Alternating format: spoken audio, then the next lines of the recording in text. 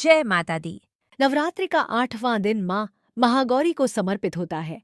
यह माँ दुर्गा का अत्यंत शांत, सौम्य और सुंदर स्वरूप है। माँ महागौरी को शांति, पवित्रता और करुणा की देवी माना जाता है। उनका रंग अत्यंत गौर सफेद है, इसलिए उन्हें महागौरी कहा जाता है। वे सफेद वस्त्र धारण करती हैं और बैल, नंदी पर सवार रहती हैं। उनके 4 हाथ होते हैं, एक हाथ में त्रिशूल, दूसरे में डमरू और बाकी 2 हाथ अभय व वरदान मुद्रा में होते हैं। उनका स्वरूप अत्यंत शांत और मन को शांति देने वाला है। पौराणिक कथा। प्राचीन समय में मां पार्वती ने भगवान शिव को पति रूप में पाने के लिए कठोर तपस्या की। उन्होंने कई वर्षों तक जंगलों में रहकर तप किया। इस दौरान उन्होंने भोजन और जल तक का त्याग कर दिया। कठिन तपस्या के कारण उनका शरीर अत्यंत दुर्बल और काला हो गया। उनकी यह अवस्था देखकर देवता भी आश्चर्यचकित हो गए।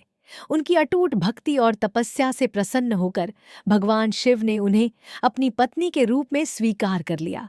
विवाह के बाद भगवान शिव ने गंगा जल से मां पार्वती को स्नान कराया। जैसे ही गंगा जल उनके शरीर पर पड़ा, उनका रंग अत्यंत गौर और उज्ज्वल हो गया।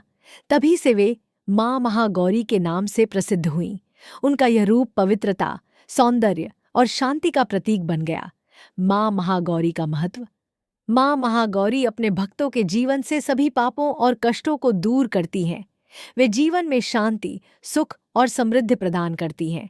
उनका पूजन करने से मन और आत्मा शुद्ध होती है। पूजा का फल। जो भक्त सच्चे मन से मां महागौरी की पूजा करता है, उसे सुख, शांति, अच्छे संबंध और जीवन में सकारात्मक ऊर्जा प्राप्त होती है।